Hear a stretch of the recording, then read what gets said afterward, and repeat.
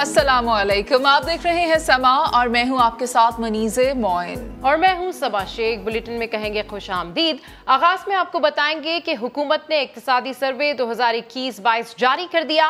वजीर खजाना मिफ्ता इस्माइल कहते हैं मुश्किल मुआशी फैसलों के बायस पाकिस्तान फौरी डिफॉल्ट से बच गया और इस्तेहकाम के रास्ते पर चढ़ पड़ा।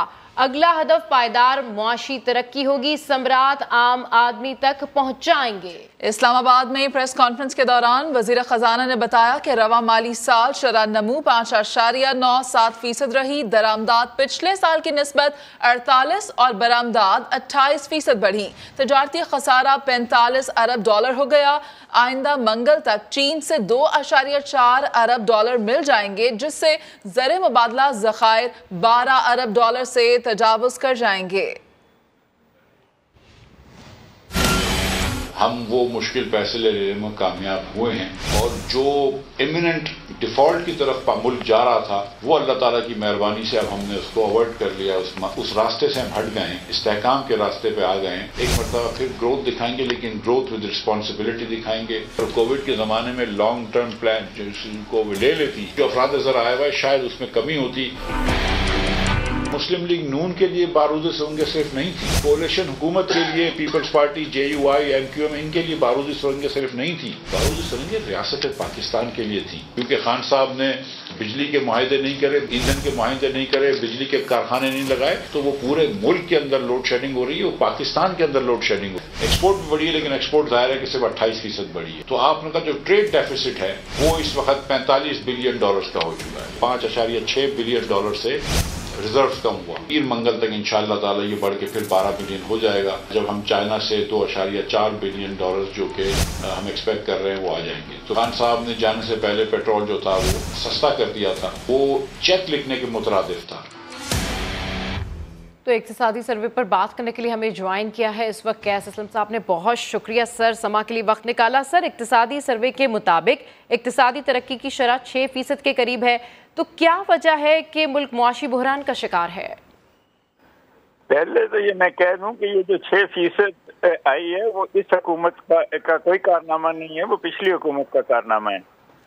बात यह है जी कि माशी जो प्रॉब्लम्स हैं इस मुल्क को, उसकी वजह तो इसकी बेसिक्स जो हैं कि पानी स्टोर करना, तरबेला के बाद कोई डैम नहीं बना हुआ, आप बिजली अपने रिसोर्सेज से नहीं बनाते, बाहर से तेल लेते हैं, बाहर से गैस लेते हैं जिससे बिजली बनाते हैं, आप खुदनी तेल बाहर से लेते हैं, खुद नहीं बनाते। आप पिछले साल अनाज आपने बाहर से खरीदा, चीनी और कपास भी बाहर से खरीदी, मशीनें तो खरीदनी थी। तो माशी बहरान इसलिए है कि ये गवर्नमेंट और पिछली गवर्नमेंट कोई इकोनॉमिक वाइबल पॉलिसी ही नहीं दे रही। एक्सपोर्टेबल को जब आप टैक्स करेंगे, एक्सपोर्ट टैक्स लगाएंगे, तो फिर एक्सपोर्ट नहीं होंगी। आप क्वालिटी कंट्रोल नहीं करते। तो सवाल ये है कि जब तक इकोनॉमी जो है उसको गवर्नमेंट उस डायरेक्शन पे नहीं लगाती जहां हम डॉलर कमा सकें, हमारे बच्चे जो है 20-22 मिलियन बच्चे हर साल मैट्रिक तक नहीं पहुंचते, तो वो कैसे आपको प्रोडक्टिविटी देंगे, आपकी स्किल एनहांसमेंट कैसे करेंगे? ये एडहॉक तो नहीं चलेगा ना मुल्क। तो आहिस्ता आहिस्ता प्रॉब्लम्स बढ़ते हैं। तो सिर्फ टैक्स इकट्ठा करने से मुल्क नहीं चलता, आपको टैक्स छूट देनी पड़ेगी। आपको जो इन्वेस्टर्स हैं उनको भी टैक्स छूट देनी पड़ेगी, गरीब आदमी को भी कहीं ना कहीं उनकी जो रोजमर्रा की चीजें हैं उनको सस्ती करनी पड़ेंगी। कैस साहब बिल्कुल दुरुस्त कह रहे हैं। अशिया ज़रूरिया को अगर देखें तो कीमतें आसमान से बातें कर रही हैं, अवाम अजियत से दो चार हैं, परेशान दिखाई देते हैं। लेकिन अब लगता है कि अगर हम ये कहें कि मुश्किलें इतनी बड़ी कि आसान हो गई तो ये गलत ना होगा। ये बिल्कुल नहीं है। पिछले साल तक आप देखें क्लर्क बाहर निकलते थे, मजदूर बाहर निकलते थे, और बहुत सारे लोग, डॉक्टर्स, नर्सें बाहर निकलती थी कि हमारी तनख्वाहें बढ़ाएं, हमें मराते दे। इस साल कोई बाहर नहीं निकला। उसकी वजह यही है कि लोगों ने थक गए वो कि बाहर निकलते हैं, स्ट्राइक करते हैं और फिर भी महंगाई बढ़ती रहती है। तो ये जब तक आप इस मुल्क की इन्वेस्टमेंट करने की सलाहियत नहीं बढ़ाएंगे, इसकी जो लोग जो है उनको नौकरियां मिलने की सलाहियत नहीं बढ़ाएंगे अपनी पॉलिसी से, तो ये क्राइसिस बार बार आता जाएगा। ठीक है, बिल्कुल ठीक कह रहे हैं सर कि ये क्राइसिस तो फिर बार बार आता रहेगा। इस पर मजीद गुफ्तगू करने के लिए हमें ज़ुबैर मोतीवाला साहब ने भी ज्वाइन किया है। बहुत शुक्रिया सर आपके वक्त के लिए। सर ऑब्वियसली इक्तिसादी जायजा रिपोर्ट पेश की गई है। बैलेंस ऑफ पेमेंट क्राइसिस हर चंद साल बाद सामने आ जाता है, इसका मुस्तकिल हल हम क्यों नहीं निकाल लेते सर? कोई राह निकाल लें कि ये सिचुएशन पैदा ही नहीं हो। देखिए बात यह है कि इस दफा जो बैलेंस ऑफ पेमेंट की जो क्राइसिस है जी, वो पिछले पाकिस्तान की हिस्ट्री में कभी भी ऐसी नहीं हुई। इसकी वजह ये है कि हमारी जो इकोनॉमी है, हमारी जो ट्रेड अकाउंट है वो ट्यून्ड अप है $70 और $75 के दरमियान ज्यादा से ज्यादा। अब ये this price is gone up to $120, तो सारा हे एंड वाई हो गया है। और हिस्ट्री का सबसे बड़ा जो है ना current account deficit, trade account deficit आएगा। तो अब उसके अंदर तो जो है ना देखिए कोई भी सरकार हो उसमें मैं उनको मुर्द इल्जाम नहीं ठहरा सकता, इसलिए कि जो है ना ये मुनासिब बात करने वाली मुनासिब नहीं, तो मैं जो है उसको ठीक है। लेकिन इसके अलावा जो बातें हैं और जो अभी जो इतनी जो क्राइसिस उन्होंने जो 60 रुपए पेट्रोल के बढ़े, गरीब आदमी के लिए बहुत मुश्किल होगा, बहुत तकलीफ दे वक्त है, लेकिन पाकिस्तान की इकोनॉमी के लिए भी बहुत ज्यादा तकलीफ दे वक्त है। उसको जो है ना हमने गुजारना है, सबने मिलके गुजारना। मैं समझता हूँ मैं बड़ा आसान है। जब आपने मुझे फोन किया है इकोनॉमिक सर्वे का मैं कर दूं कि जिन्होंने ये बताया गलत है, वो बताया गलत है, लेकिन यहाँ प्रॉब्लम ये नहीं है। प्रॉब्लम ये है कि हमको पाकिस्तान के बारे में सोचना चाहिए। बिल्कुल, पाकिस्तान जो है उसके बारे में हमको सोचना चाहिए। उसके बगैर हम बात करेंगे तो हम पाकिस्तान के साथ इंसाफ नहीं करेंगे। आप कह रहे हैं कि हमें पाकिस्तान के बारे में सोचना चाहिए। यकीनन हर शख्स इस वक्त पाकिस्तान के बारे में ही सोच रहा है और पाकिस्तान के लिए ही पॉजिटिव चाहता है, लेकिन दूसरी तरफ हम देखते हैं कि ये कहा जा रहा है कि ऐसी इस्लाहात लाएंगे जो IMF को पसंद आए और इसके बाद हम IMF से मजीद बात भी करेंगे। IMF से क्या बात की जा सकती है, उससे अगर बात करें भी तो कितना रिलीफ हमें मिल सकता है, इस बारे में बताएं। देखिए IMF जो इदारा है ना वो दुनिया का सबसे बड़ा लैंडिंग ऑर्गेनाइजेशन है और उसको अपने पैसे उसने सारी तकरीबन 209 ममालिक हैं तो 158 में तो उसने उधार दिया हुआ है। अब देखें जो भी कोई भी इस्तेलाह बैंकिंग में आप देखें तो एक इस्तेलाह है एबिलिटी टू पे। एबिलिटी टू पे की जब आप बात करते हैं तो आपकी एबिलिटी टू पे देखते हैं और हम IMF के बारे में जो बात कर रहे हैं वो ये कहते हैं कि आपको गैस के रेट बढ़ाने पड़ेंगे, आपको डॉलर को कम करना पड़ेगा, आपको जो है बिजली के रेट बढ़ाने पड़ेंगे। ये सारे हमारी एबिलिटी क्रिएट करने के लिए होते हैं ताकि गवर्नमेंट के पास पैसे ज्यादा आए तो जो हमने कर्ज लिया उसको हम वापस लौटा सके, विच इज एक्चुअली जो है ना वेरी डिटरमेंटल। और हमारी गवर्नमेंट को देखना चाहिए, उसको उनको समझाना चाहिए कि हमारी सिर्फ ये नहीं है कि हम गैस के रेट बढ़ा देंगे, इलेक्ट्रिसिटी के रेट बढ़ा देंगे, सब कुछ पूरा हो जाएगा। हमें लोगों को रोजगार भी देना है और रोजगार देने के लिए हमें रीजनल कॉम्पिटिटिव प्राइस के ऊपर ही हम कमोडिटी दे सकते हैं। मेरा मकसद अगर बांग्लादेश में आज भी $3.8 का गैस है और हमारे पास आज बात कर रहे हैं ये $8, $9 और $17 की, तो ये तो किसी सूरत में भी आपकी मैन्युफैक्चरिंग जो है ना वो उसी कॉस्ट में नहीं आएगी और इंटरनेशनल कॉम्पिटिटिव से अल्लाह ना करे निकल जाएंगी। बिल्कुल ठीक कह रहे हैं सर, बिल्कुल ठीक कह रहे हैं सर। इस हवाले से एक जामे पॉलिसी बनानी होगी, इकोनॉमिक वायबल पॉलिसीज देनी चाहिए जो कि स्टैटिक हों और कंटिन्यू चलें। सर वजीर खजाना मिफ्ता इस्माइल ये कह रहे हैं कि रूस से 30 लाख गंदम दरामद कर रहे हैं, तो सर जब गंदम दरामद कर सकते हैं तो हुकूमत फिर तेल क्यों दरामद नहीं कर सकती? सर इसमें क्या हर्डल है? देखिए बात यह है कि वीट जो है ना उसके बगैर तो हमारे कहत हो जाएगा और एक क्राइसिस क्रिएट हो जाएगा। और ये 3 लाख गंदम जो मिलियन टन की जो बात कर रहे हैं इट इज एटमोस्ट नेसेसरी। उसके बगैर आपका जो है ना फूड क्राइसिस क्रिएट हो जाएगा। गैस के बगैर या पेट्रोल के बगैर पेट्रोल आप इंपोर्ट नहीं कर सकते और डेफर्ड पेमेंट के अब आपको सऊदीया भी नहीं देता, UAE भी नहीं देता, तो आपको जो है ना उसके अंदर राशनिंग करनी पड़ेगी। ये क्यों नहीं करते कि जो ब्यूरोक्रेसी और जो आपकी जो मिनिस्टर्स हैं और MNAs और MPs हैं उनको जो कोटा दिया जाता है पेट्रोल का और वो उसको अदा कर दे। ये क्यों ये नहीं करते कि जो उनको इनको 1200 यूनिट 1000 यूनिट इनको जो फ्री दे जाते हैं उसको आधा कर दें। ये क्यों नहीं करते आप? ऑड नंबर इवन नंबर की गाड़ियों को रोड पे क्यों नहीं अलाउ करते? देखिए जब चीजें महंगी हो जाती हैं, आप भी घर में आपका भी घर होगा, मेरा भी घर है, जब इस तरह के हालात होते हैं कि दो एंड नहीं मीट होते तो हम फिर जो है ना वो एक वक्त गोश्त खाते हैं और बाकी एक वक्त दाल पे चले जाते हैं। तो यही पोजीशन हमको करनी पड़ेगी कि हमने इसको कंजर्वेशन की तरफ जाना पड़ेगा। जब तक हम कंजर्वेशन की तरफ, उसकी बचत की तरफ नहीं जाएंगे और ये सोचते रहेंगे कि भाई ये यूं है, ये ऐसा है, इसको कैसे मैं पॉलिटिकली डिफेंड करूंगा, तो ये इंतहाई गलत है, मुल्क के साथ गलती है। और इसको ये जहां जहां भी बचत हो सकती है, मिसाल के तौर पे गीजर चल रहे हैं, अब जो 500 गज का 1000 गज का जिसके पास मकान है वो सोलर गीजर लगा सकता है, इसको फौरी तौर पर आप बंद करेंगे इसको। ठीक है जुबैर साहब, आप हमारे साथ ही मौजूद रहिएगा। खुर्रम शहजाद साहब ने हमें ज्वाइन किया है। खुर्रम शहजाद साहब, बहुत शुक्रिया आपके वक्त का, आपकी जानिब आने चाहूंगी। ये बताइए कि अगर ईरान से दरामद करते हैं तो यह खदशा भी जाहिर किया जा रहा है कि पाकिस्तान पर सैंक्शंस लग सकती हैं, इस बात में कितनी सदाकत है, इस बारे में बताइएगा।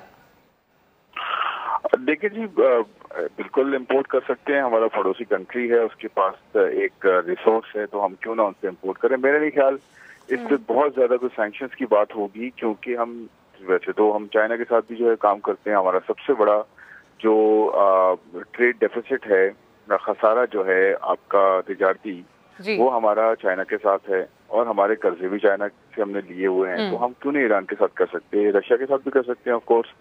बट इसमें देखना ही होगा कि क्या चीजें हैं, क्योंकि बेसिक चीजें तो इम्पोर्ट की जा सकती हैं खाने पीने की। गैस और ऑयल का इशू ये होता है कि वो डॉलर्स में उसकी प्राइसिंग होती है, और पेट्रोल डॉलर का आपको पता है एक बहुत बड़ा जो है वो एक बहुत बड़ा पर्सपेक्टिव है। तो मुझे लगता है ये कि पहले भी हम कर चुके हैं ईरान से कुछ गैस, शायद हम मंगवा चुके हैं, तो हम ये कर सकते हैं कि उनके साथ एक गैस की डील हो और एक सर्टेन लेवल की जो है हम उनसे तवानाई का कोई ना कोई कॉन्ट्रैक्ट करते हैं। क्योंकि आपको याद होगा हम Iran, Pakistan, India gas pipeline पे भी हमने काफी काम किया था, जो काफी आगे तक आ गई थी, लेकिन समहाउ इंडिया हट गया, फिर वो चीज कंप्लीट नहीं हो पाई। तो मेरे ख्याल में हमें इस पे काम करना चाहिए, काफी हद तक इस पे बेहतर चीजें अचीव कर सकते हैं तवानाई के पर्सपेक्टिव से। ठीक है, बहुत शुक्रिया सर जुबैर मोतीवाला साहब, खुर्रम शहजाद साहब और कैस असलम साहब इस मामले पर गुफ्तगू कर रहे थे। और उन सब का यही कहना है कि अगर जामे पॉलिसी बनाई जाए, अगर ऐसे इकदाम किए जाएँ जिससे आगे चल के जो बैलेंस ऑफ पेमेंट है उसके क्राइसिस नहीं आए, तो चीज़ें बेहतर हो सकती हैं। वफाकी वजीर बराए मनसूबाबंदी एहसन इकबाल कहते हैं बुनियादी ज़रूरियात पूरी करने के लिए कम अज़ कम 2000 अरब से ज़्यादा का तरक्याती बजट दरकार है। उन्होंने 22 करोड़ आबादी के लिए ये बजट ऊंट के मुंह में जीरे के मुतरादिफ करार दिया। 22 करोड़ की आबादी का अगर 700 अरब का बजट होगा, ये जैसे ऊंट के मुंह में जीरा कहते हैं उसके मुतरादिफ है। हमें कम अज कम 2000 अरब से ज्यादा डेवलपमेंट बजट चाहिए ताकि हम अपनी बुनियादी जरूरतों को पूरा कर सकें। पाकिस्तानी कौम डिजर्व नहीं करती थी कि वो 75वीं सालगिरह के ऊपर इन मुआशी बहरानों का सामना कर रही हो। आज बांग्लादेश जो हमसे निकला वो फख्र से 50वीं सालगिरह पे कह रहा है कि हमने पाकिस्तान को हर इशारे के अंदर पीछे छोड़ दिया है। भारत जो हमसे पीछे था वो आज ओवरटेक कर गया है हमें बहैसियत कौम संजीदगी के साथ सोचना है कि हम क्या इस सफर को जैसे 75 साल में चलाया मजीद जारी रख सकते हैं या we have to take a new path. साबिक वज़ीर ख़जाना शौकत तरीन ने दावा किया है कि मौजूदा हुकूमत जो भी अदाद शुमार पेश कर रही है वो सारी PTI हुकूमत की ही कारकर्दगी है। इस्लामाबाद में प्रेस कॉन्फ्रेंस के दौरान कहा कि हमें मुआशरत को तरक्की दी, IMF के पास मजबूरी में जाना पड़ा। PTI हुकूमत ने इकॉनमी को स्टेबलाइज किया, IMF के पास हमें जाना पड़ा। हमारी GDP ग्रोथ जो है वो है 5.97%। ये इनके नंबर्स हैं, परफॉर्मेंस हमारी है 4.4% एग्रीकल्चर की ग्रोथ। 2 सालों में इंडस्ट्री में जो ग्रोथ है वो 7% प्लस हुई। हिंदुस्तान से भी ज्यादा तेजी से ग्रो किया हमने। एक्सपोर्ट्स 32 बिलियन, रेमिटेंसेस 19.5 बिलियन ये छोड़ के गए थे, इस दफा 31 बिलियन डॉलर होंगे। जो डेट है 18 ट्रिलियन है। जैसे ही ये आए एक्सचेंज रेट जो 178 पे खड़ा था वो आज 202 पे है। इन्होंने 60 रुपए जो है वो पर लीटर बढ़ाया है। हमने पूरे 3-3.5 साल में 58 रुपए बढ़ाया था। इलेक्ट्रिसिटी पे इन्होंने बढ़ा दिए 7.5 रुपए, लेट गए सामने IMF के। अभी भी बता सकता हूँ कि आप जाएं रशिया से 30% जो आप डिस्काउंट लें, जैसे आपकी इन्फ्लेशन नीचे आएगी, आपके इंटरेस्ट रेट नीचे आएंगे, इकोनॉमी का पहिया चलेगा। इलेक्शन के बीच में हम कहीं भी हों, हम बैठ के मिसाके जमहूरियत करेंगे, जो भी होगा उस वक्त करेंगे। इक्तिसादी सर्वे के मुताबिक गुज़िश्ता 2 साल में बेरोजगारी की शरह में कमी हुई है। इस हवाले से मजीद तफसीलात हासिल करते हैं समा के नुमाइंदे शकील अहमद से। शकील, क्या कुछ है इस रिपोर्ट में?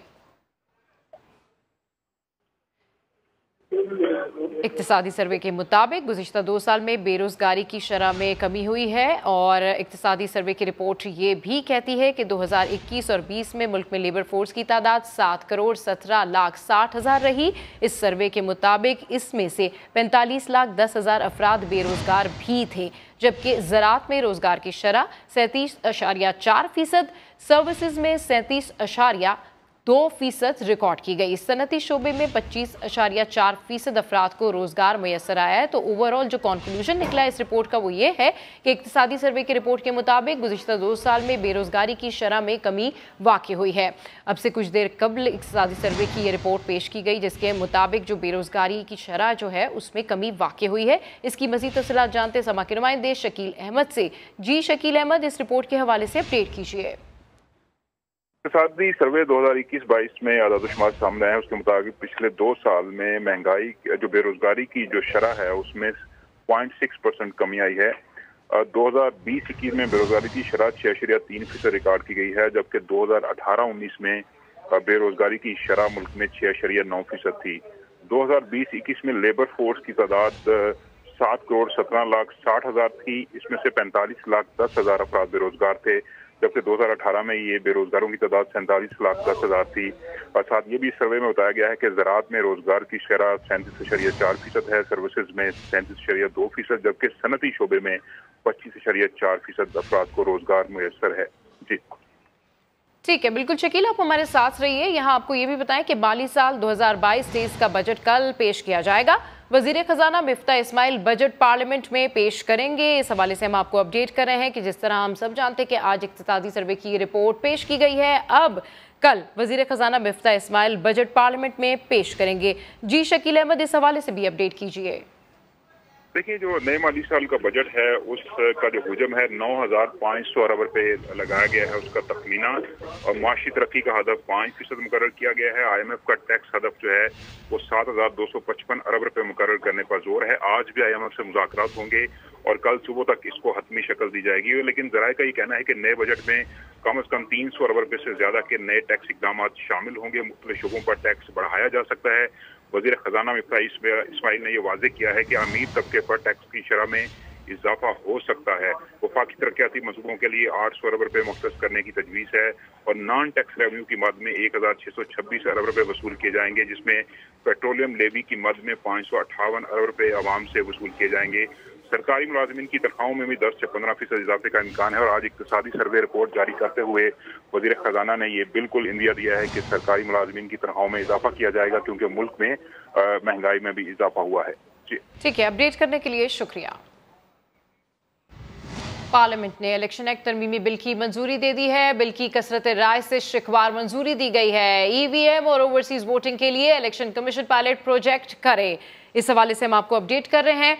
पार्लियामेंट ने इलेक्शन एक्ट तरमीमी बिल की मंजूरी दे दी। बिल की कसरत राय से शिकवार मंजूरी दी गई है। EVM और ओवरसीज वोटिंग के लिए इलेक्शन कमीशन पायलट प्रोजेक्ट करे।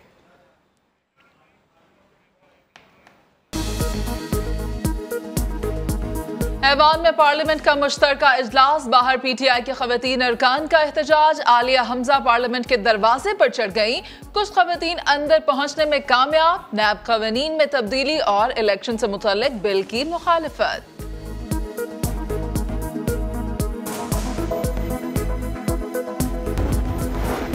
और पेशावर के लेडी रीडिंग अस्पताल में आलात की खरीदारी में करोड़ों के घपलों का इंकशाफ। 30 UPS की जगह 200 खरीदे गए। इंक्वायरी रिपोर्ट में एसोसिएट डायरेक्टर तारिक बरकी जिम्मेदार करार। Welcome back. यहाँ आपको बताएं कि मुआशी इस्लाहात के हवाले से चेयरमैन PTI इमरान खान इस वक्त इजहार ख्याल कर रहे हैं। इतना ज़्यादा पैसा गया हमारे किसानों के पास, कभी पिछले 10-15 साल में किसानों के पास इतना पैसा नहीं आया, और उसकी बहुत बड़ी वजह कि हमने जो इंसेंटिव्स दिए, हमने जो ये जो शुगर माफिया था, ये पैसे नहीं देता था किसानों को, वक्त पे पैसा दिलवाया और पूरी कीमत दिलवाई। पहले कटौती होती थी, पूरा पैसा नहीं पहुंचता था, कानून बनाए, उनको टाइम पे पैसा दिलवाया। जब किसान के पास पैसा आया, उसने अपने ज़मीनों पे लगाया, उसकी वजह से रिकॉर्ड 2 साल रिकॉर्ड हमारी फसलों में बम्पर क्रॉप्स हुई, पैदावार बड़ी, रिकॉर्ड पैदावार हुई। फिर इंडस्ट्री, ये जो ग्रोथ रेट बढ़ी है, इसमें बहुत बड़ा हाथ इंडस्ट्री का है। इंडस्ट्री हमारी बढ़ी 7.2% पे, और जो लार्ज स्केल मैन्युफैक्चरिंग है, जिसमें दौलत में भी ज़्यादा इजाफा मुल्क में होता है और जो रोज़गार भी देता है, वो लार्ज स्केल मैन्युफैक्चर 10.4% उस पर ग्रोथ रेट हुई। और ये बड़ी देर के बाद इंडस्ट्री हमारी रिवाइव हुई। आपको पता होना चाहिए कि जब हम आए थे तो फैसलाबाद में टेक्सटाइल इंडस्ट्री बंद हो रही थी, अपनी फैक्ट्रियों को वो रियल एस्टेट हाउसिंग प्रोजेक्ट्स बना रहे थे जब हम आए थे, और टेक्सटाइल की रिकॉर्ड एक्सपोर्ट्स हुई। फिर जो सर्विसेज सेक्टर है, उसमें 6.2% पे इजाफा हुआ।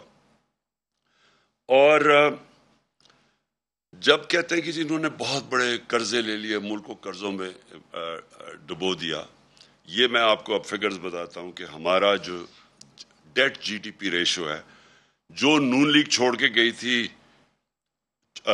64% पे, 64% पे, वो ये हमने मेंटेन किया। और ये याद रखें कि हमें जब हमारी इन्होंने जो कर्जे लिए हुए थे, उसके बैरूनी कर्जों के ऊपर सूद देना पड़ता था। इनके ज़माने में आधा ये साल का डॉलर्स इनका सूद पे वापस जाता था डेट रिपेमेंट पे, हमारा दुगना था। उसके बावजूद हमारी डेट GDP रेशो वो चेंज नहीं हुई, 64% पे रही है। फिर जो इसकी वजह से जो रोज़गार है, वर्ल्ड बैंक की सर्वे है कि सारे बड़े सगीर में जिसमें सबसे ज़्यादा रोज़गार पैदा हुआ, और पिछली गवर्नमेंट से ज़्यादा, वो हमारे दौर में था। यानी बेरोज़गारी सबसे ज़्यादा, जो कम बेरोज़गारी थी वो पाकिस्तान में थी बनिस्बत सारे हिंदुस्तान के बड़े सगीर में। फिर हमने डैम्स शुरू की। 50 साल के बाद पहली दफ़ा पाकिस्तान में डैम्स, बड़ी डैम्स बनाई गई, और ये मैं समझता हूँ इस मुल्क की इतनी बड़ी ज़रूरत थी, ये बहुत पहले बननी चाहिए थी, क्योंकि 30 साल 2 ख़ानदानों ने इस मुल्क पे हुकूमत की। ये दोनों ख़ानदान जो इकट्ठे आज गवर्नमेंट में बैठे हुए हैं, इन्होंने 30 साल मुल्क में हुकूमत की, कोई बड़ी डैम नहीं बनाई। और उसके आज जो आप लोड शेडिंग की एक बहुत बड़ी वजह क्या है, इन्होंने जो पावर प्रोजेक्ट्स बनाए पिछले ये 5 साल, ये नून लीग का दौर था, इसमें पावर प्लांट इंपोर्टेड फ्यूल पे थे। कोयला जो कि बाहर से इंपोर्ट होता था, LNG बाहर से इंपोर्ट होती थी। तो जैसे वहाँ की कीमतें ऊपर गई, बिजली की भी कीमत, और जो बाहर से जब आपके ज़्यादा डॉलर बाहर भेजने पड़े, उसके ऊपर फॉरेन एक्सचेंज में भी फ़र्क पड़ा। तो आज ये नहीं है कि बिजली नहीं है, ये जो पिछले इन्होंने खुद प्रोजेक्ट जो कॉन्ट्रैक्ट साइन किए थे, उसको भी पूरी बिजली नहीं दे रहे। और इसलिए नहीं दे रहे कि वहाँ कोई मसला, कैपेसिटी है उनकी, 25% पे वो ऑपरेट कर रहे हैं, इसलिए कि हमारे पास पैसा नहीं है उतना। वो जो कोयले के ऊपर पावर प्लांट्स है, उनको क्योंकि कोयले की कीमत ऊपर चली गई है, पैसा नहीं है, फॉरेन एक्सचेंज नहीं है कि उनको कोयला पूरा इंपोर्ट कर सके, जिसकी वजह से आज लोड शेडिंग है। तो डैम्स, पानी के ऊपर बिजली बनती है, कोई हमें फ़र्क नहीं पड़ता बाहर महंगाई हो या ना हो, ये पहले डैम्स बननी चाहिए थी। तो इस हमारे दौर में जो हमने 10 डैम के प्रोजेक्ट्स, इसमें 3 बड़ी डैम्स हैं, मुझे बड़े अफसोस से आज कहना पड़ता है कि वापडा जो बाहर से, जिसकी रेटिंग ऐसी थी कि बाहर से उसको क्रेडिट मिलता था, آج انٹرنیشنل اس کی جو کریڈٹ ریٹنگ ہے وہ نیچے چلی گئی ہے جب سے یہ حکومت آئی ہے. اور نیچے جانے کا مطلب یہ کہ اب یہ پیسہ جو چاہیے ڈیمز کے لیے، جو باہر سے قرضے چاہیے جو مل رہے تھے وابڈا کی ریٹنگ کی وجہ سے، سوورن گارنٹی کے باوجود وہ اس کو جو قرضے دے رہے تھے وہ اب ہماری ڈاؤن گریڈ ہو گیا، اور ہمارا جو سارا ڈیمز کا پروجیکٹ ہے وہ اب خطرے میں چلا گیا، کیونکہ پیسہ چاہیے بنانے کے لیے، فورن ایکسچینج ہمارے پاس ہے نہیں، گورنمنٹ کی خود ریٹنگ نیچے چلی گئی ہے، موڈیز نے پاکستان کی کریڈٹ ریٹنگ نیچے لے گئے ہیں. نیچے لے جانے کا مطلب یہ کہ اب ہمیں مشکل سے کوئی بھی قرضہ دے گا، اور قرضہ دے گا تو بہت بڑے سود لے گا، بڑا مہنگا قرضہ ملے گا. تو جب سے یہ آئے ہیں دو اور خطرے ہو گئے ہیں پاکستان کو. ایک تو ہمارے لیے مشکل ہو گیا ہے باہر سے قرضے لینا، لیکن خاص طور پہ جو وابڈا کی کریڈٹ ریٹنگ نیچے گئی ہے، یہ ہماری ڈیمز جس میں دو، ایک تو سستی بجلی اور اپنے پانی کے اوپر بنانے والی بجلی، اور دوسرا جو پانی کی سٹوریج ہے جس کی سخت ضرورت ہے اس ملک کو. آج پانی کی قلت ہے، آج کسانوں سے پوچھے تو یہ اگر پروجیکٹس ان کی وجہ سے دگنی ہو جانی تھی ہماری پانی کی کیپیسٹی، ریزروائرز کی کیپیسٹی. اور اب یہ ایک پروجیکٹ ہے جو جب سے یہ آئے خطرے پہ چلا گیا. اور میں یہ کہنا چاہتا ہوں کہ ہم نے اس کے باوجود کہ یہ جو ساری ہماری، اللہ کا شکر ہے، یہ جو سامنے آ گیا اکنامک سروے میں پاکستان ہماری گورنمنٹ کی پرفارمنس، اس کے باوجود جو اس میں نہیں لکھا ہوا، سب سے زیادہ ہم نے کوشش کی اپنے نچلے طبقے کو اوپر اٹھانے کے لیے. کسی پاکستان کی تاریخ میں حکومت نے اتنا پیسہ اپنی نچلے کمزور غریب طبقے پہ نہیں خرچ کیا جو ہم نے کیا. ہم نے سب سے پہلے ہیلتھ کارڈ دیا، اور ہیلتھ کارڈ یہ بڑے بڑے امیر ملکوں میں بھی نہیں ہے کہ اب پورے اپنے ہر خاندان کو 10 لاکھ روپے کی ہیلتھ انشورنس کہ کسی بھی ہسپتال میں جا کے اپنا علاج کروا سکے. یہ ہم سمجھتے ہیں کہ ہماری سب سے بڑا، اگر میرے سے پوچھے ایک کہ جو سب سے بڑا ہمارا کارنامہ تھا، وہ کہ اپنے نچلے طبقے کو ہم نے تحفظ دیا. کیونکہ جب ایک غریب پہ ایک بیماری آتی ہے تو عموماً وہ مقروض ہو جاتا ہے، ایک پورا خاندان غربت کی لکیر کے نیچے چلا جاتا ہے ایک فرد کے علاج کرتے ہوئے. تو سب سے پہلے تو ہمارا ہیلتھ کارڈ تھا جو سب سے بڑی تھی. اس کے علاوہ ہمارے احساس پروگرامز تھے جس پہ سب سے زیادہ پیسہ خرچ کیا گیا. پھر ہمارا کامیاب پاکستان پروگرام تھا جس میں ہم نے تقریباً 1200 ارب روپے کے قرضے رکھے ہوئے تھے، جس میں ہم نے اپنے بینکوں کے ساتھ جو ڈیل کی ہوئی تھی، ہم نے 1200 ارب روپے کی کہ اپنے نچلے طبقے کے لوگوں کو جو سب سے نیچے ہیں ان کے خاندانوں کو روز ہم نے پیسے دینے تھے سود کے بغیر، قرضے دینے تھے اپنی دکانیں کھولنے کے لیے، کسانوں کو تاکہ اپنی زمین پہ لگا سکیں، گھر سود کے بغیر ان کو ہم نے قرضے دینے تھے تاکہ وہ اپنے گھر بنا سکیں. پھر جو مجھے سب سے چیز اس میں نہیں لکھا ہوا ہے اکنامک سروے میں، جو مجھے سب سے زیادہ فخر وہ یہ کہ جب کرونا وائرس پاکستان میں جب اس کا ساری دنیا میں بھی آئی اور ہمارے ملک میں آئی تو ساری اپوزیشن نے کہا کہ لاک ڈاؤن کر دو. ان سب کی سٹیٹمنٹس ہیں کہ ملک کو لاک ڈاؤن کر دو جس طرح باہر کے ملکوں نے کیا تھا، اور انہوں نے میری تنقید کی کہ تم کیوں نہیں لاک ڈاؤن کر رہے. آج یہ آپ نہ دیکھتے ہمارا ملک، آج وہ غربت ہونی تھی پاکستان میں، ہمارا معیشت جانی تھی اگر ہم لاک ڈاؤن کر دیتے. اور وہ ہم نے جو فیصلہ کیا صرف اس لیے کہ مجھے پتا تھا کہ جس وقت ہم نے لاک ڈاؤن کرنا تھا، ملک بند کرنا تھا، ہمارے غریب لوگوں نے پس جانا تھا. ہماری عام آدمی نے، دہاڑی دار، جو چھابڑی والا، جو بیچارے دن کی کمائی کر کے بچوں کا پیٹ پالتے تھے، ان کا کیا بننا تھا. تو ہم نے فیصلہ کیا کہ ہم نے پورا لاک ڈاؤن نہیں کرنا. اور وہ فیصلہ جو آج اس اکنامک سروے میں آپ کے سامنے آ رہا ہے کہ ہم نے اپنے ملک کو بھی بچا لیا، اپنی اکانومی بچائی، اپنے غریب لوگوں کو بچایا، اور پھر اپنے لوگوں کو کرونا سے بھی بچا لیا. مقابلہ کریں ہندوستان میں جدھر اب لیٹسٹ جو BBC کی میں رپورٹ پڑھ رہا تھا کہ 50 لاکھ لوگوں کی جانیں گئی ہیں کرونا سے، اس کا مقابلہ کریں پاکستان سے. اللہ کا کرم ہے، ہمارا 31,000 ٹوٹل ہمارے جو بات ہوئی تھی. تو وہ بہت بڑی کامیابی تھی اور جو میں اس میں اکنامک سروے میں نہیں آئی. اب جب سے یہ حکومت آئی ہے, یہ ذرا 2 مہینے ہوئے ہیں اب, تو 2 مہینے میں ہوا کیا ہے؟ سب سے پہلے تو ساری تنقید ہمارے اوپر ہوئی 3.5 سال میں کہ جی انہوں نے مہنگائی کر دی, لوگوں کا معاشی قتل کر دیا مہنگائی کر کے, مہنگائی مارچ بھی کر دی کہ جی مہنگائی مارچ کر کے گورنمنٹ گراؤ, لوگوں کا بہت برا حال ہے. جو ٹی وی دیکھو, جو ان کے خاص ان کے صحافی تھے, اور میں دیکھ رہا ہوں کہ آج بڑی خاموشیاں ان کے اندر, جو ان کے پیٹ صحافی تھے, وہ جا کے پبلک میں لے کے جا رہے ہیں مائک, جی بتائیں آپ کا کیا حال ہے, اور وہ کہیں جی بڑا مہنگائی ہے, کدھر رہنے آپ پاکستان, اور ہمیں بڑا برا بھلا کہا گیا. تو جب یہ آئے تھے تو بڑی انہوں نے سازش اتنی بڑی کی, ملک میں کسی طرح اس گورنمنٹ کو گرایا جائے, تباہ کر رہی ہے. تو انہوں نے سب سے پہلے تو ان کو مہنگائی کم کرنی چاہیے تھی, لیکن انہوں نے کیا مہنگائی کم کی؟ ہمارے 3.5 سال میں جو پٹرول کی قیمت بڑھی 3.5 سال میں وہ 55 روپے لیٹر تھا, اور ڈیزل کی قیمت جو بڑھی وہ تقریباً 50 یا 51 روپے لیٹر تھا. انہوں نے آتے ساتھ ہی پچھلے 10 دنوں میں 60 روپے لیٹر پٹرول کی قیمت بڑھائی اور 60 روپے لیٹر ڈیزل کی قیمت بڑھائی. پھر ہمارے دور میں گیس دیکھیں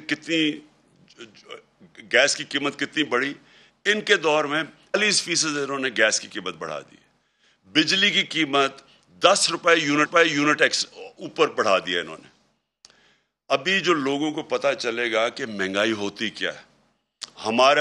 ہمارے دور میں میں یہ سمجھتا ہوں کہ دنیا میں تب پاکستان سب سے سستا ملک تھا, کیونکہ مہنگائی تو اب تو یہ بھی کہہ رہے ہیں نا کہ جی عالمی مہنگائی ہے, تو ہمارے دور میں بھی عالمی مہنگائی تھی, لیکن ہم نے IMF کا پریشر برداشت کیا. جب انہوں نے ہمیں کہا کہ پٹرول اور ڈیزل کی قیمت بڑھاؤ, تو ہم نے وہ بجائے بڑھانے کے 10 روپے کم کر دی. ہم نے بجلی کی قیمت 4 روپے یونٹ کم کر دی. کیسے کی؟ ہم نے اور جگہ سے پیسے نکالے, ہم نے اپنی اکانومی کو ری ایڈجسٹ کیا. ہمیں پتا تھا کہ اس سے پریشر پڑے گا, لیکن پریشر لیا ہم نے IMF کا. اس کی وجہ کیا تھی کہ ہم وہ گورنمنٹ ہے جس کی لیڈرشپ کا جینا مرنا پاکستان ہے. یہ وہ لوگ ہیں جن کے اربوں ڈالر باہر پڑے ہوئے ہیں, ان کے لیڈرز باہر بیٹھے ہوئے ہیں, ان کا سٹیک پاکستان میں نہیں ہے, یہ کبھی باہر کا پریشر نہیں لے سکتے. اور یہ جو مہنگائی کی ہے, میں سمجھتا ہوں کہ پاکستان کی تاریخ میں کسی حکومت نے اتنے تھوڑے وقت میں اتنی مہنگائی نہیں کی. اور یہ ابھی لوگوں کو پورے جب بل ملیں گے 1 تاریخ کو تو پوری طرح اندازہ ہوگا کہ ہوا کیا. پھر آٹے کا خاص طور پہ میں کہنا چاہتا ہوں, کیونکہ یہ ایک عام آدمی کا سب سے بڑا, جو عام لوگ کھاتے ہیں ان کو روٹی نان کھانا پڑتا. تو آٹے کی قیمت ہمارے 1100 تھی 20 kg کا بیگ, ان کا 1500 پہ پہنچ گیا. اور یہ عام آدمی کو سب سے زیادہ تکلیف دے گا. ابھی تھوڑی دیر میں مجھے تو خوف ہے کہ کیسے عام ایک گھرانہ اپنا پورا بجٹ پورا کرے گا. پھر جو ہمارے اوپر جو کہہ رہے تھے بہت بڑی مہنگائی ہے, ہم سمجھتے ہیں کہ ان کی مہنگائی ہمارے سے دگنی نہیں, اس سے بھی 3 گنا بھی زیادہ بڑھ جائے گی جو ہم دیکھ رہے ہیں. سود انہوں نے ابھی 15% پاکستان کا انٹرسٹ ریٹ کیا ہے. یہ جس طرح کی مہنگائی جا رہی ہے یہ جائے گا 20% کے اوپر کم از کم, اور شاید اس سے بھی اوپر چلا جائے, جس سے انڈسٹری کو, بزنس کو بہت بری طرح متاثر ہوگا, جس سے روزگار متاثر ہوگا. سیمنٹ, میں صرف ایک کہنا چاہتا ہوں کیونکہ یہ بھی عام لوگ گھر بنانا چاہتے ہیں, 600 روپے بوری سے 1000 روپے بوری پہ پہنچ گیا سیمنٹ. اس کا مطلب ساری کنسٹرکشن انڈسٹری کو افیکٹ ہو گیا, اور اس سے ساری جو روزگار دیتی ہے کنسٹرکشن انڈسٹری وہ نیچے آ گئی ہے. پھر ہمارا جو ایکسچینج ریٹ ہے روپیہ, وہ 202 روپے پہ ڈالر جو ہے وہ 200 پہنچ گیا. اس کے بھی ابھی آگے اثرات آنے والے ہیں, کیونکہ اس کا مطلب جو بھی چیزیں باہر سے امپورٹ کریں گے وہ مہنگی ہوں گی. پھر میں اسٹاک ایکسچینج 3500 پوائنٹس نیچے چلا گیا ہے. لوڈ شیڈنگ کا آج یہ حال ہے کہ آج کدھر گئی ہے بجلی؟ ہم بھی 3.5 سال تھے, کبھی کسی نے اس طرح کی لوڈ شیڈنگ دیکھی ہے؟ تو بجلی تو ہے, گئی کدھر؟ کوئی غائب تو نہیں ہوگی, کوئی لے تو نہیں گیا ساتھ. تو لوڈ شیڈنگ اس میں ناہلی بھی ان کی ہے, اور کیونکہ انہوں نے ہی وہ پاور پلانٹس بنائے ہوئے تھے جو امپورٹڈ فیول پہ, جب ان کی قیمت اوپر گئی کوئلے کی اور گیس کی, تو وہ بھی اس کی وجہ سے ان کے پاس پیسہ ہی نہیں ہے پوری طرح بجلی دینے کا لوگوں کو. اور جو میں آگے کہہ رہا ہوں کہ ہماری معیشت کا مجھے افسوس سے کہنا پڑتا ہے کہ جو موڈیز نے پاکستان کو ڈاؤن گریڈ کیا ہے, اس بعد اور مشکلات پاکستان کی آ جائیں گی, کیونکہ اس کا مطلب کہ ہم اب اپنی جو قرضے ہیں جو ہمیں قسطیں واپس کرنی ہیں وہ ہم پوری طرح دے نہیں سکیں گے, ہمارے پر قرضے اور بڑھتے جائیں گے. اور جو سب سے بڑا خوف ہے ہمیں ملک خدا نہ خواستہ وہ ڈیفالٹ نہ ہو جائے, کیونکہ ڈیفالٹ کا مطلب کہ ہماری معیشت کے اوپر اور ایسا سٹرین پڑے گا کہ وہ بڑی دیر لگے گی ملک کو پھر سے اٹھانے کو, اگر وہ خدا نہ خواستہ ہو گیا. اب میں جو اصل چیز پہ آیا ہوں کہ اگر ان کی تیاری نہیں تھی, اگر یہ معاشی طور پہ تیار ہی نہیں تھے کہ ملک کو سنبھالنا, تو کیا وجہ تھی کہ اتنی سازش کر کے حکومت گرائی ہے؟ اگر یہ ملک ہی نہیں سنبھال سکتے تھے, نہ یہ مہنگائی سنبھال سکے ہیں, نہ معیشت کو سنبھال سکے ہیں, تو کیا وجہ تھی؟ جلدی کیا تھی؟ تیاری کر لیتے, انتظار کر لیتے, 1.5 سال اور حکومت رہ گئی تھی. اور وہ اس کی وجہ اب سب کے سامنے آ گئی ہے. ان کا کبھی بھی پاکستان کا ایجنڈا نہیں تھا. یہ جو بیرونی سازش جو باہر سے مل کے انہوں نے کیا ہے, وہ ڈونلڈ لو نے جو ہمیں دھمکی دی کہ جناب آپ اگر عمران خان کو نہیں ہٹائیں گے تو یہ ہو جائے گا, اگر ہٹا دیں گے تو ہم سب کچھ معاف کر دیا جائے گا. تو ڈونلڈ لو نے جب وہ سائفر بھیجا تو اگلے دن ہی جس کو بھی اس نے دھمکی دی, اگلے دن سب کچھ ہونا شروع ہو گیا. وہ عدم اعتماد بھی اگلے دن ہو گئی, اس کے بعد پھر لوگوں نے بھی جانا شروع کر دیا. یعنی جب معیشت اوپر جا رہی ہے, پہلے 2 سال جاتے جب ملک کے حالات مشکل تھے, جب ہم کرونا سے بھی لڑ رہے تھے, اور پھر جو IMF کے پروگرام میں ہم نے خرچے اپنے سارے کم کیے, بے روزگاری تھی, تو جانا تو تب چاہیے تھا. تو جب 6% گروتھ ریٹ پہ ملک جا رہا ہے, تو کہ یہ کوئی 20-40 لوگوں نے لوٹے ہونے کا فیصلہ کیا, کیونکہ یہ سازش کا حصہ تھا. وہ اس لیے نہیں جا رہے تھے کہ ملک کے اب حالات برے ہیں, وہ اس لیے جا رہے تھے کہ یہ پلان کیا ہوا تھا گورنمنٹ گرانے کا, اور یہ بیرونی سازش کے اندر یہ ملے ہوئے تھے ساتھ, یہ جو میر جعفر اور میر صادق ہے. اور اب آپ کے سامنے آ گیا کہ یہ تو کوئی کہہ رہے تھے جی ہم نے مہنگائی بہت ہے, تو مہنگائی تو اب اس سے زیادہ بڑھ گئی ہے, اور اس سے کئی گنا زیادہ بڑھے گی. تو اگر معیشت یہ کہہ رہے تھے کہ ہم نااہل ہیں, تو یہ معاشی حالات تو آپ کے اب سامنے ہیں. اصل میں یہ کیوں آئے تھے؟ یہ آئے تھے اس ملک میں chairman P T I Imran Khan کا معاشی اصلاحات پر گفتگو, جس میں ان کا کہنا ہے کہ ہم نے کسانوں کو وقت پر پیسہ دیا, جب سے یہ آئے ہیں 2 مہینے ہو گئے ہیں, اسٹاک ایکسچینج کا حال دیکھیں, لوڈ شیڈنگ کا حال دیکھیں, پاکستان کو موڈیز نے ڈاؤن گریڈ کر دیا, ہم پر بھی IMF کا پریشر تھا, ان کو تو سب سے پہلے آ کر مہنگائی کم کرنی چاہیے تھی. یہاں آپ کو بتائیں کہ سابق وزیر مملکت اور رکن قومی اسمبلی عامر لیاقت حسین 51 برس کی عمر میں انتقال کر گئے. عامر لیاقت گزشتہ شب معمول کے مطابق سوئے لیکن صبح اٹھ نہ سکے. رواں سال ان کی تیسری شادی طلاق کے انجام سے دوچار ہوئی, جس کے بعد سے وہ ڈپریشن میں چلے گئے تھے اور ملک چھوڑنے کا اعلان بھی کر چکے تھے. عامر لیاقت عملی سیاست میں پہلے MNA اور پھر وزیر مملکت بنے. بطور ٹی وی اینکر مقبولیت کے ریکارڈ قائم کیے. آپ لوگوں سے میری جان چھوٹ جائے گی.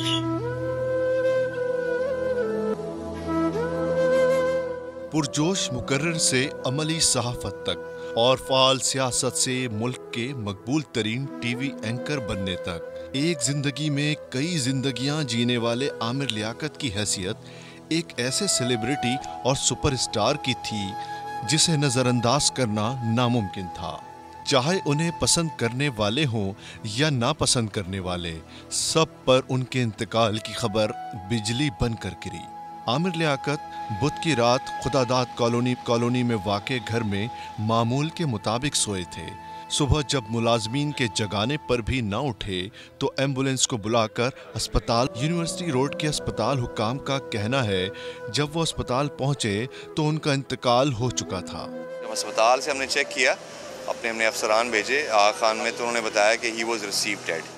आमिर लियाकत को अस्पताल मुंतकिल करने वाले रजाकार का कहना है कि घर से निकलने के बाद भी आमिर लियाकत की सांस चल रही थी। हल्की फुल्की सांस थी, इनकी सांस चल रही थी। इनको लेके फौरी तौर पे मुफ्त जना की तरफ किया। फिर जब कहाँ तक पहुँचे थे जब इनका दम निकल चुका था? इनको आगा अल्लाह वाली चुरंगी तक पहुँचे कि पीछे से किसी की इत्तला आई, तो आगा खान पहुँचे तो डॉक्टरों ने तस्दीक कर दी कि ये एक्सपायर हो गया। असल में वो डिप्रेशन की वजह से और पिछले दिनों हालात की वजह से वो बिल्कुल सबसे किनारा कश हो गए थे। फिर ये जो आप देख ही रहे हैं ये वीडियोस वगैरह, उसकी वजह से बहुत डिप्रेशन में थे और सबसे इन्होंने अपना यानी कि किनारा कशी इख्तियार की हुई थी और यही था कि वो कह रहे थे कि मैं सबको छोड़ जाऊंगा, मैं चला जाऊंगा, मैं बाहर चला जाऊंगा। मैं अप्रैल में ही उनकी तीसरी शादी तलाक के अंजाम से दो-चार हुई। साथी रिपोर्टर अहमद रहमान खान और मुदस्सर नज़ीर के साथ शाहनवाज अली कादरी, समा, कराची।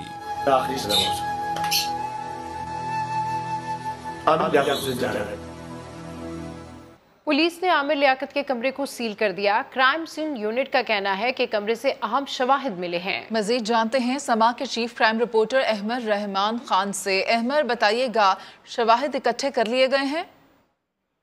जी बिल्कुल, इस वक्त हम डॉक्टर आमिर लियाकत हुसैन की रिहाइश गाह पर मौजूद हैं। अभी भी उनके अजीज़ व अकारिब, उनके दोस्त सहबाब जो है वो इस वक्त यहाँ पर आ रहे हैं। जिस कमरे में डॉक्टर आमिर लियाकत हुसैन की लाश जो है वो बरामद हुई है, जिस कमरे से, वहाँ पर जो है वो क्राइम सीन इन्वेस्टिगेशन की जानिब से शवाहिद भी इकट्ठे किए गए हैं। हमने उनसे बात करने की भी कोशिश की कि क्या शवाहिद मिले, तो उनका ये कहना है कि ये तो नहीं बताया जा सकता, लेकिन इंतहाई अहम शवाहिद उनका ये कहना है कि वहाँ से जो है वो मिले हैं जो मौत की वजह जानने के लिए काफ़ी जो है वो सूदमंद साबित होंगे। इस वक्त आप देख सकते हैं कि अभी भी ये जगह जो है वो सील कर दी गई है, ख़ास तौर पर जिस कमरे में से आमिर लियाकत हुसैन साहब की लाश मिली है, तो उस जगह को जो है वो सील कर दिया गया है ताकि सिर्फ पुलिस के ऑफिशल्स ही और साथ ही साथ जो क्राइम सीन इन्वेस्टिगेशन यूनिट है, सिर्फ वही लोग जो है वो वहाँ पर जा सकें, तहकीकात जो है वो मावन साबित होकर जाए ताकि कोई शवाहिद ज़ाया ना हो और ये पता लगाया जा सके कि आमिर लियाकत हुसैन की मौत जो है वो कैसे वाक़ई हुई है। अभी जो है वो इनकी रिहाइश गाह पर लोगों की आमद का सिलसिला जो है वो मुसलसल जारी है।